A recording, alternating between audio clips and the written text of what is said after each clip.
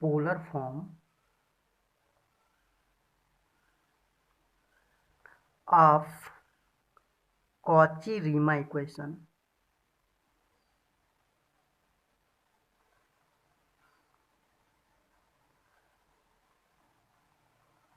तो यहाँ पर हम लोग जैसा कि ऑलरेडी कार्टेशियन फॉर्म पढ़ चुके हैं, सिमिलर यहाँ पर पोलर फॉर्म भी प्रूफ करेंगे। तो सबसे पहले हम लोग जानते हैं कि x क्या होता है। x is equal to r cos theta, comma y is equal to r sine theta. अब इनका यूज करते हुए हम लोग इसको ऐसे लिख सकते हैं, x square plus y square is equal to r square and theta is equal to tan inverse y by x. इसे इक्वेशन फर्स्ट बना लेते हैं और ये आपका इक्वेशन सेकेंड है। ठीक, अब हम लोग क्या करेंगे, इसको इक्वेशन फर्स्ट को with respect to x and y और सिमिलर इक्वेशन टू को भी एक्स और वाई के रेस्पेक्ट में डिफ्रेंशिएट करेंगे। तो differentiating partially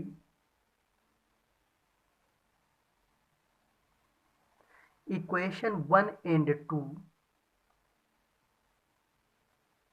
with respect to x and y। तो जब हम इस इक्वेशन 1 और 2 को x और y के रेस्पेक्ट में पार्शियली डिफ्रेंशिएट करेंगे तो हमें क्या मिलेगा, वी गेट, यदि मैं इसको डिफ्रेंशिएट करूं तो ये क्या हो जाएगा, 2 del are by del x, sorry r भी रहेगा, 2 r del are by del x is equal to 2x। यहाँ से 2 और 2 कैंसिल आउट हो जाएगा, which implies del are by del x is equal to x by r। Similarly, if we differentiate r with respect to y, so del r by del y is equal to y by r। अब यहाँ del r by del x की जो value है, इसको हम लोग ऐसे लिख सकते हैं, x की वैल्यू क्या है, r cos theta upon r and similar, so this becomes cos theta and similar del r by del y is equal to sin theta. तो यहाँ से ये जो हमें del are by del x और del are by del Y cos theta और sine theta मिला है, इसका हम लोग आगे यूज करेंगे। अगेन अब इक्वेशन 2 को x के रेस्पेक्ट में पार्शियली डिफ्रेंशिएट करिए तो ये क्या हो जाएगा, this becomes del theta by del x is equal to 1 upon 1 plus x square होता है तो यहाँ x की जगह y बाई एक्स है तो ये हो जाएगा y square by x square. Again differentiating with respect to x, so this becomes minus y is like a constant by x square। इसको सिंप्लीफाई करेंगे तो क्या हो जाएगा, this becomes minus y upon x square plus y square, so this becomes minus y, what is y, r sin theta, so this becomes minus r sin theta and x square plus y square is equal to r square, so this becomes r square, so this is minus sin theta by r। तो ये हमें del theta by del x की value मिल गई। Similar del theta by del Y की value निकालेंगे तो del theta by del y क्या हो जाएगा, again this becomes 1 upon 1 plus y square upon x square into, अब हमें y के रेस्पेक्ट में डिफ्रेंशिएट करना है तो y के रेस्पेक्ट में डिफ्रेंशिएशन क्या हो जाएगा, 1 बाई एक्स, सॉल्व करेंगे तो ये हो जाएगा x upon x square plus y square. Again value of x is r cos theta and x square plus y square is r square. So this becomes cos theta by r. तो इस तरीके से हम लोगों ने del theta by del Y find out कर लिया. क्या आया? cos theta by r. अब तो हमने क्या किया? Del are by del x निकाल लिया, del are by del Y निकाल लिया, del theta by del x and del theta by del y. Since we know that Cauchy-Riemann equation in Cartesian form are ux is equal to uy and vx and uy is equal to minus vx. तो अब हम लोग ux, uy, vx और vy find out कर लें. तो यहाँ से हम लोग del you by del x निकालेंगे. तो del you by del x की वैल्यू क्या हो जाएगी? Del you by del x becomes del you by del are into del are by del x plus del you by del theta into del theta by del x. Values put कर दीजिए. Del you by del r तो same रहेगा into del are by del x की value हम लोग जानते हैं x by are है, तो इसकी जगह एक्स बाई आर लिख देंगे. Plus del you by del theta की वैल्यू भी निकाले थे, सॉरी नहीं निकाले हैं, del you by del theta ऐसे ही रहेगा. और del theta by del x की वैल्यू क्या है? Minus sine theta by are. Minus sine theta by are. तो ये वैल्यू हमें मिली del you by del x की. इसी तरीके से del you by del Y निकाल लेंगे. तो del you by del y क्या हो जाएगा? Again del you by del are into del are by del y plus del you by del theta into del theta by del Y. तो ये निकल कर आया. अब इसको सॉल्व करेंगे तो ये हो जाएगा del you by del are into del are by del Y. तो जो del are by del Y है इसकी वैल्यू क्या हो जाएगी? We have del are by del Y sine theta, so this is sin theta plus del you by del theta, again del you by del theta ही लिखा रहेगा. और del theta by del Y की value है cos theta by are. cos theta by are. तो इस तरीके से हमने del you by del x और del you by del Y find out कर लिया. अब similar del we by del x और del we by del Y find out करें. It is your del we by del x. तो यदि del we by del X निकाला जाए तो सिमिलर जैसे अभी, तो del we by del X क्या हो जाएगा? Del we by del are into del are by del x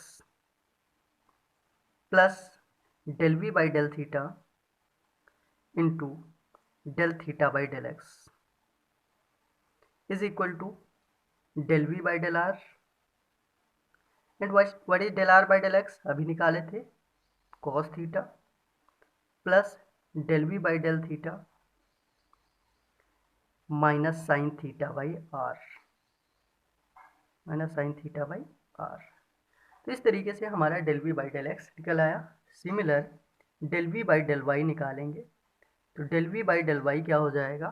this is del we by del are into del are by del y plus del we by del theta into del theta by del y, which can be written as sine theta into del we by del r plus del we by del theta into cos theta by r. इस तरीके से हम लोगों ने del you by del x, del you by del Y, del we by del x और del we by del Y find out कर लिया. अब हम लोग जानते हैं कॉची रीमा इक्वेशन क्या होती है. Since Cauchy Riemann equation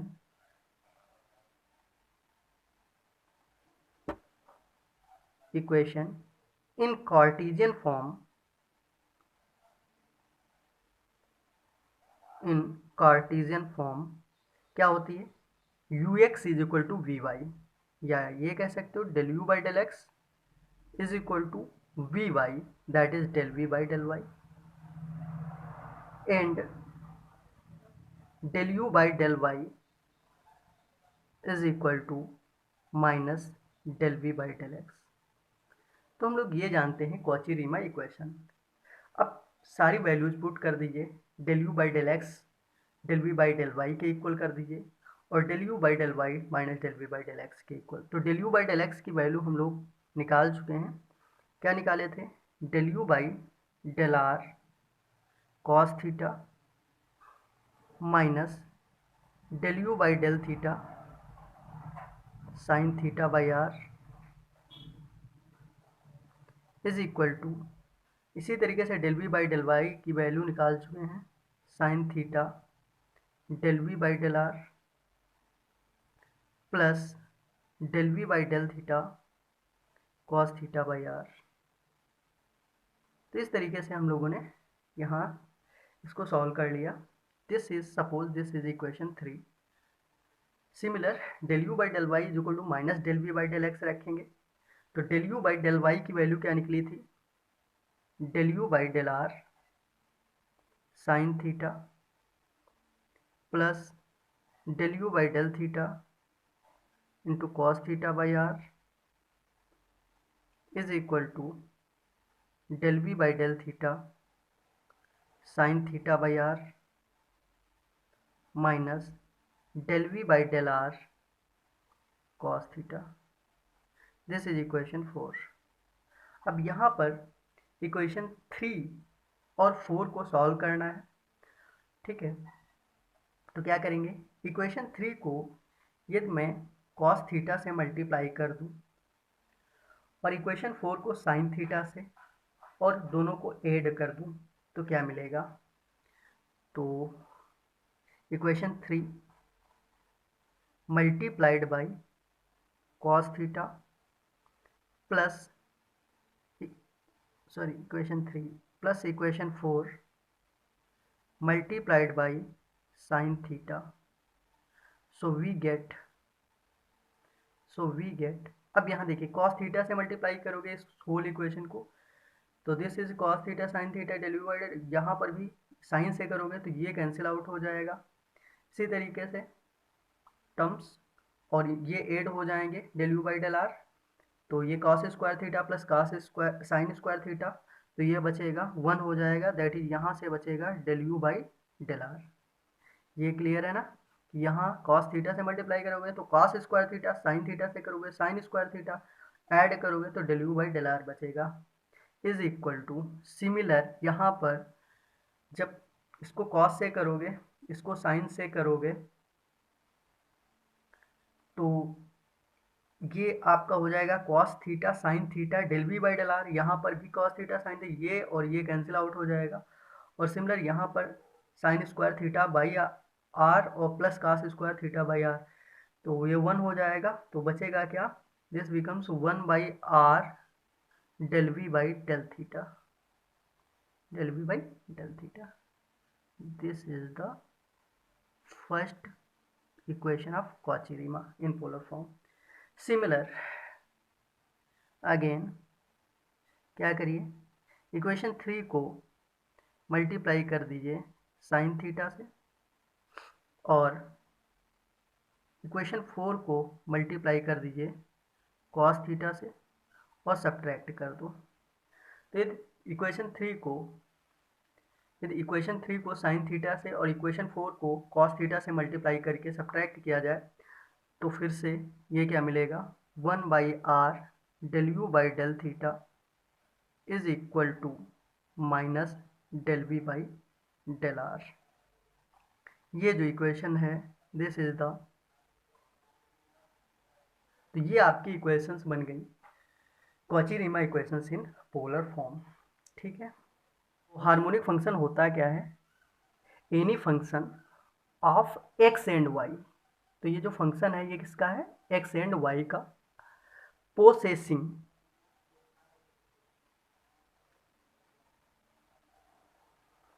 continuous partial derivatives, continuous partial derivatives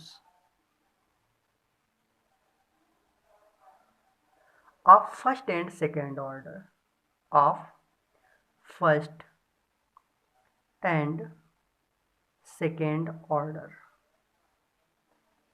तो ध्यान रखिएगा, कोई भी जो फंक्शन है, यदि x और y में फंक्शन है कोई भी, तो वो हमेशा फर्स्ट और सेकेंड ऑर्डर के पार्शियल डेरिवेटिव्स उसके पास होते हैं। और ये जो सेकेंड ऑर्डर के पार्शियल डेरिवेटिव्स होते हैं, ये लाप्लास इक्वेशन सेटिस्फाई करें एंड सेटिस्फाइंग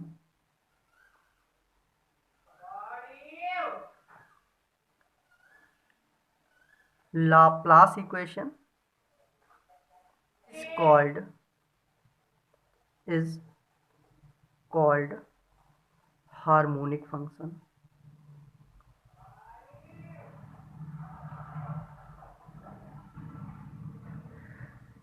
तो कोई भी फंक्शन यदि x और y में है और वो कॉन्टिन्यूस पार्शियल डेरिवेटिव फर्स्ट और सेकेंड ऑर्डर के एग्जिस्ट करता है, यानी उसके सेकेंड ऑर्डर के डेरिवेटिव पाए जाते हैं, तो वो लाप्लास इक्वेशन को सेटिस्फाई करता है। लाप्लास इक्वेशन क्या होती है? That is del 2u by del x2 plus del 2u by del y2 is equal to 0। Similar delta 2v by del x2 plus delta 2v by del y2 is equal to 0। तो यहाँ पर जो हमारा u और v हैं, ये function of x and y हैं, और यदि ये कंडीशन सेटिस्फाई करते हैं तो हमारा जो फंक्शन होगा वो हार्मोनिक फंक्शन कहलाएगा। ठीक है, अब एक थ्योरम है इससे रिलेटेड, हार्मोनिक फंक्शन से रिलेटेड, उसको देख लेते हैं। नाउ थ्योरम क्या है कि if fz is equal to u plus I v, fz is equal to u plus I we is analytic function, is analytic function. तो यदि fz कोई भी u प्लस आई वी टाइप का फंक्शन है, वो एनालिटिक होगा, तो इसके जो u और v टर्म्स हैं, यानी रियल और इमेजिनरी पार्ट हैं, ये दोनों हार्मोनिक होंगे। ठीक है, then u and v are both harmonic. ये बहुत ही इंपॉर्टेंट थ्योरम है, इससे हम लोग कोई भी फंक्शन को एनालिटिक दिखाना है तो डायरेक्टली हार्मोनिक दिखा दें, ये कंडीशंस दिखा दें। ठीक है, तो इस थ्योरम को प्रूफ करते हैं। तो यहाँ पर हम लोग जानते हैं कि हमारा जो फंक्शन है fz, ये एनालिटिक है, और यदि ये एनालिटिक है तो ये कॉची-रीमान इक्वेशन सेटिस्फाई करेगा। ठीक है, तो if fz is equal to u plus I we is an analytic function, then it satisfies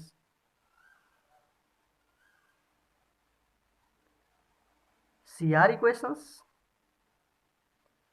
अब CR equations होती क्या थी?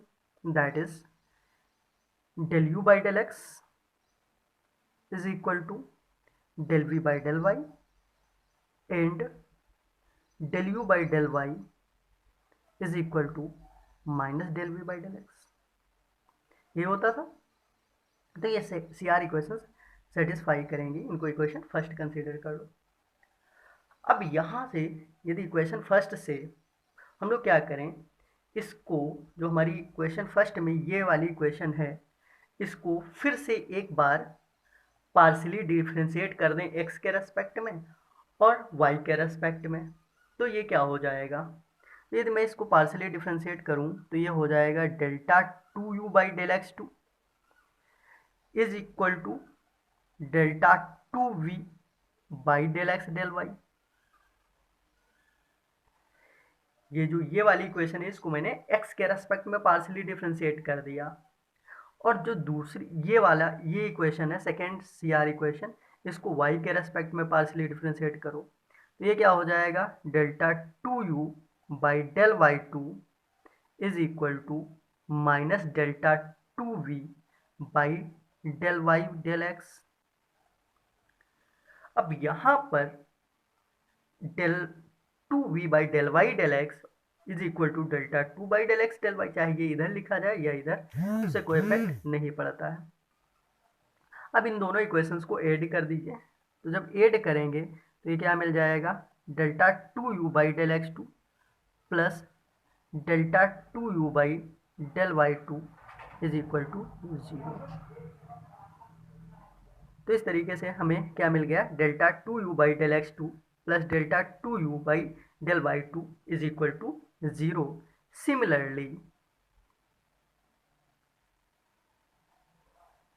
Similarly, we can prove delta 2v by del x2 plus delta 2v by del y2 is equal to 0. Hence, this theorem is, note क्या है आपका, if fz is equal to u plus iv, if fz is equal to u plus iv is analytic function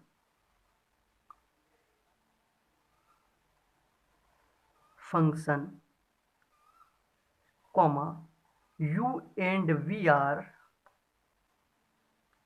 तो यदि f Z is equal to ये analytic function होगा तो u और v ये क्या कहलाएंगे, आर कॉल्ड कॉन्जुगेट फंक्शंस। क्या कहलाएंगे, these are called the conjugate functions if u and v। और ये कॉन्जुगेट कब कहलाएंगे, यदि u और v क्या हो, if u and v are harmonic. तो यदि u और v हार्मोनिक होंगे तो हमारे u और v क्या कहलाएंगे, कॉन्जुगेट फंक्शंस कहलाएंगे। तो यहाँ तक है, this is the determination of the conjugate function, determination of the conjugate function. तो हम लोग अब जो है कॉन्जुगेट फंक्शन को फाइंड आउट करेंगे। इसका मतलब क्या हुआ, कि मतलब ये है कि यदि मेरे पास कोई भी फंक्शन इस तरीके से हमको फाइंड आउट करना है, तो उसमें यदि u गिवन है, क्या दिया है, सिर्फ u दिया है, तो v को फाइंड आउट करना, या v दिया है तो u को फाइंड आउट करना। तो ये चीज हम लोग अब फाइंड आउट करेंगे by using harmonic functions, definition of harmonic and analyticity. तो चलिए स्टार्ट करते हैं। तो डिटर्मिनेशन ऑफ कॉन्जुगेट फंक्शंस, यहाँ पर सपोज करिए मेरे पास कोई भी फंक्शन एफ जेड है, if F Z is equal to U plus I V, इसको ध्यान से देखिएगा, बहुत इंपॉर्टेंट है। F Z is equal to U plus I we is an analytic function, analytic function. Suppose करिए F Z is equal to U plus I V एक analytic function है। तो u, अब यदि एनालिटिक है तो u और v क्या कहलाएंगे, कॉन्जुगेट कहलाएंगे। तो u and v are called conjugate functions.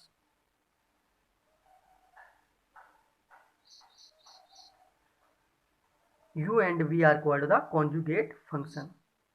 तो यहां पर एक कोई भी कॉन्जुगेट फंक्शन गिवन होगा, तो हम लोग यहां पर u को, u हमारा नोन है, that is here u comma x, u x comma y is given. और जो दूसरा है उसको हमें डिटरमाइन करना है। To determine the other v x comma y, जो दूसरा है वी एक्स कॉमा वाई, इसको फाइंड आउट करना है। तो चलिए देखते हैं। Since we know that d we is equal to del we by del x into d x plus del we by del y into d y, हम लोग इसको ऐसे लिख सकते हैं या since function is the analytic so it satisfies Cauchy-Riemann equation, so del we by del x की जगह पर हम लोग Cauchy-Riemann इक्वेशन से डेल यू माइनस का del you by del y रख सकते हैं। तो इसको हम लोग ऐसे भी लिख सकते हैं, और D we is equal to minus del you by del Y D x plus, और del we by del Y की जगह क्या लिख सकते हैं, del you by del X by C R equations. ये इक्वेशन फर्स्ट बना लीजिए, ठीक है। अब इक्वेशन जो हमारी फर्स्ट है ये किस फॉर्म की हो गई, यहाँ पर थोड़ा सा डिफरेंशियल इक्वेशन भी यूज होगी। Equation first is of the form, किस फॉर्म की दिख रही है, d we is equal to m d x plus n d y. तो हम लोग डिफरेंशियल इक्वेशन में इस टाइप की इक्वेशंस को सॉल्व करना जानते थे, ठीक है। तो यहाँ पर ये जो हमारी इक्वेशन है ये इस फॉर्म की है, d we is equal to m d x plus n d y. यहाँ पर m क्या है, where m is equal to minus del you by del y and n is equal to del you by del x. m is equal to minus del you by del y and n is equal to del you by del x, ठीक है। अब इसको m को y के respect में partially differentiate कर दीजिए, n को x के रेस्पेक्ट में। So del m by del Y is equal to minus delta two you by del Y two, delta two you by del Y two, and similar del M by del N by del x की value क्या हो जाएगी, delta two you by del x two, ठीक है। तो इस तरीके से हम लोगों ने del M by del Y और del N by del x निकाल लिया। तो एक चीज ये यहाँ तक हो गया। वहाँ जो हमारा फंक्शन एफ जेड है वो एनालिटिक है, और यदि एफ जेड एनालिटिक है तो यू कैसा होगा, हार्मोनिक होगा। तो इस चीज को लिखते हैं,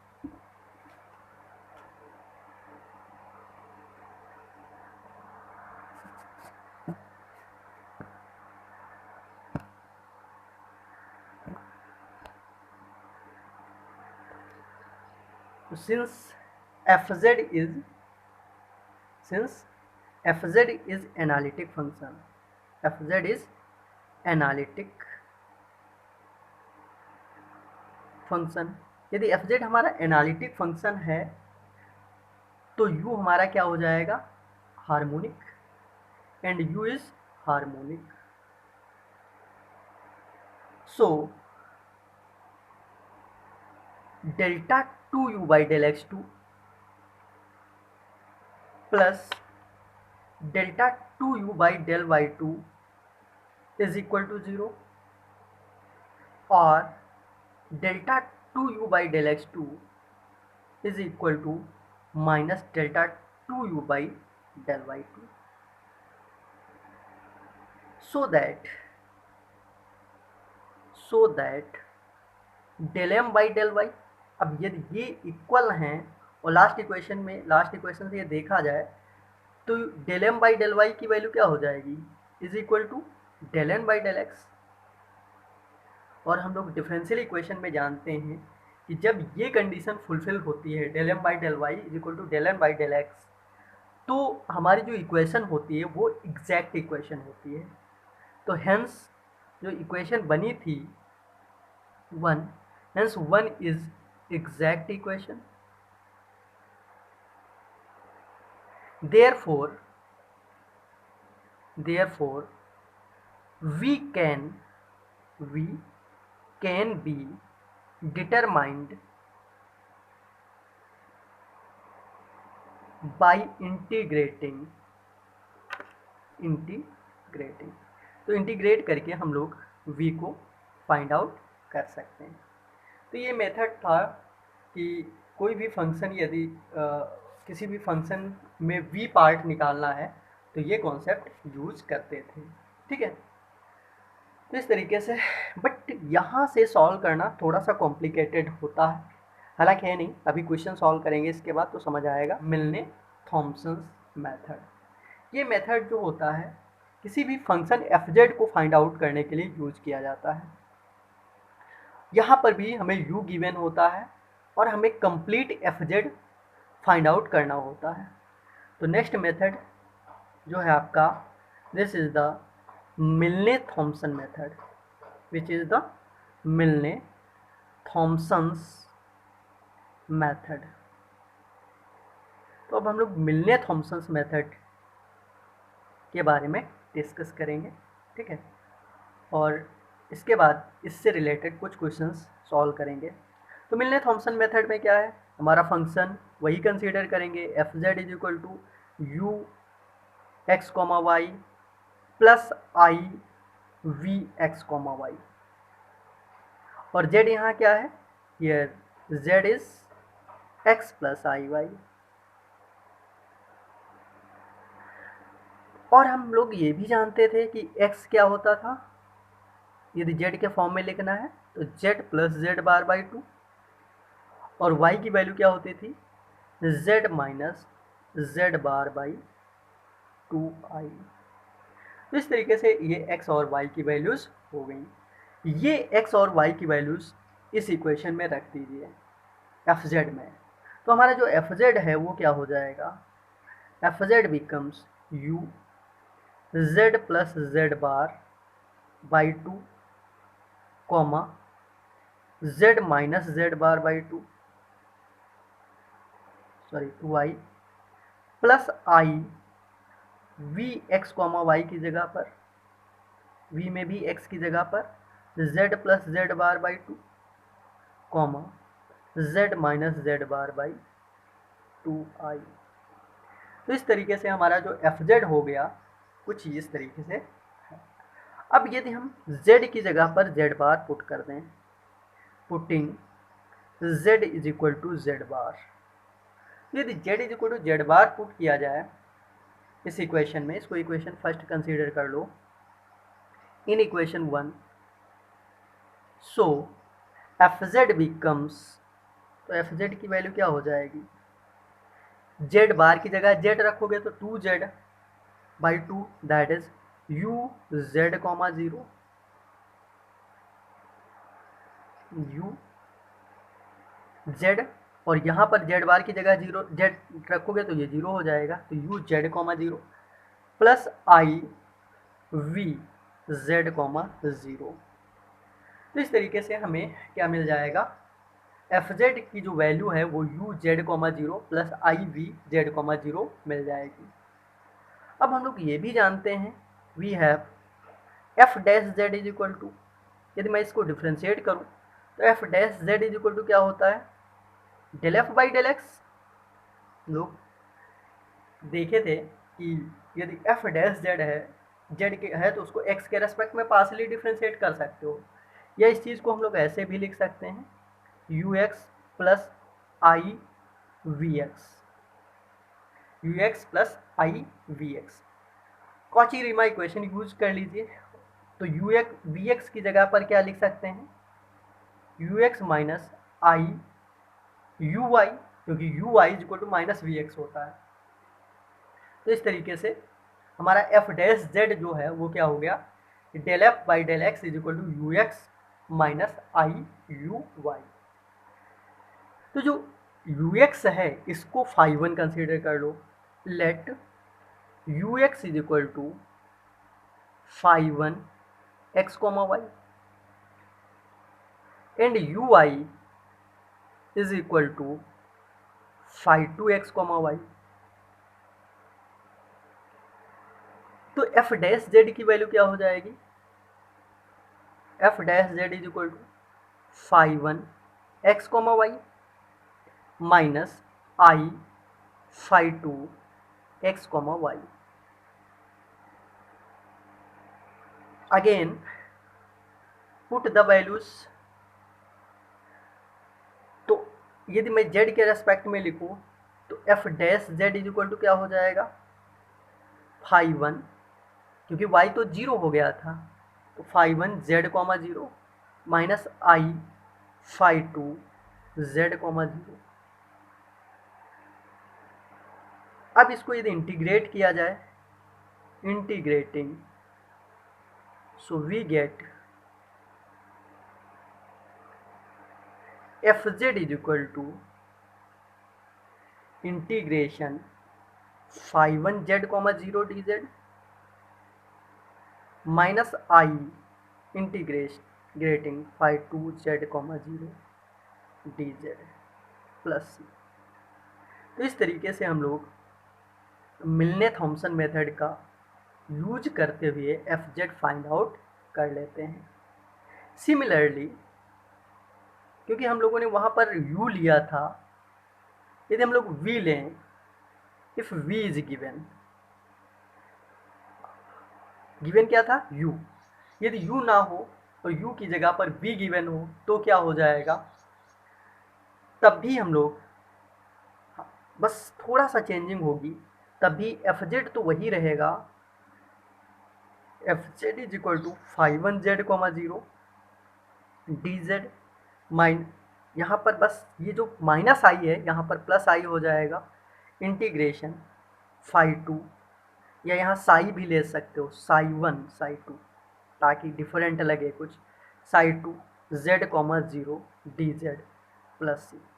यहाँ पर साई वन की वैल्यू, साई वन क्या है, साई वन वी वाई है, that is V Y is equal to psi one x comma Y, और वी एक्स क्या है आपका, psi two x comma Y. तो यहाँ पर जो हम लोग पहले u ले रहे थे तो u x हो जा रहा था phi one x comma Y, और u y हो जा रहा था phi two x comma y, लेकिन यहाँ पर हम लोग v ले रहे हैं तो v के लिए हम लोग इसको साई वन कंसीडर कर लेंगे और इसको साई टू कंसीडर कर लेंगे। तो ये आपका मिलने थॉम्सन मेथड से कोई भी function, directly function F Z ही फाइंड आउट करने का मेथड है। इससे रिलेटेड क्वेश्चन जो है नेक्स्ट लेक्चर में हम लोग देखेंगे।